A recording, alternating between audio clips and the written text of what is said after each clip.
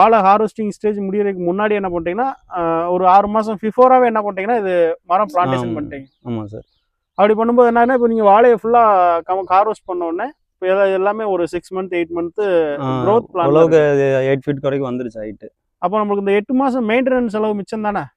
வாழைக்கு பண்ண மெயின்டெனன்ஸ்ல இது இதுக்கு 100% பார்த்துக்கு ஒரு 20% தான் வச்சுங்களேன். அடிஷனலாக ஒரு 80% நமக்கு சேவ் தான், தனியாக பண்ணுறதுக்கும் கூட்டா பண்ணுறதுக்கும். கண்டிப்பாக இப்போ ஒரு கம்ப்ளீட்டாக இந்த மாதிரி பயிரை கம்ப்ளீட்டாக ஹார்வெஸ்ட் பண்ணிட்டு தனியாக பண்ணும்போது ஒரு 100% செலவாகுதுன்னா ஆமாம் ஒரு 80% செலவு வந்து நம்ம வந்து இது வந்து மிச்சம் பண்ணலாம். ஏன்னா தண்ணி விடும்போது இதுக்கும் சேர்த்து பாஞ்சிருது, அதுக்கும் பாஞ்சிருது சார். கண்டிப்பாக அதுவே உங்களுக்கு இதாயிரும். இப்போ சாதாரண இதுக்கு தனியாக உழவு ஓட்ட தேவையில்லை, பில்லு பிடுங்கிறது அந்த மாதிரி வேலை எல்லாமே உங்களுக்கு களை எடுக்கிறது அதெல்லாம் கொஞ்சம் கம்மியாகும் சார். கண்டிப்பாக இப்போ நான் இப்போ நோட் பண்ண வரைக்கும் உங்கள் லேண்டில் வந்து பார்த்தீங்கன்னா ஒரு இடத்துல கூட வந்து சும்மா விடலை.